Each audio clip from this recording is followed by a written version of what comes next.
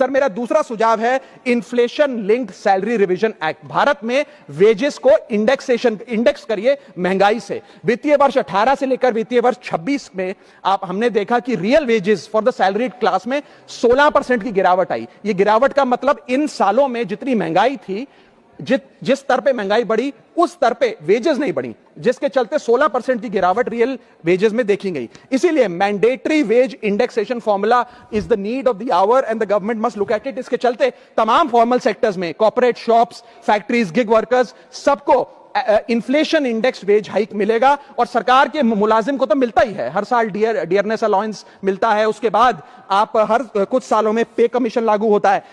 इससे आप 20 करोड़ आबादी, which is 45% of India total workforce, आप उसे एड्रेस कर पाएंगे। सर इसी के साथ साथ मैं बताना चाहता हूं कि दुनिया के कई देशों में यह पहले से ही लागू है। यूएस के अंदर COLA, cost of living adjustment system लागू है, जिसके अंदर एनुअल और ऑटोमेटिक रिवीजन होता है।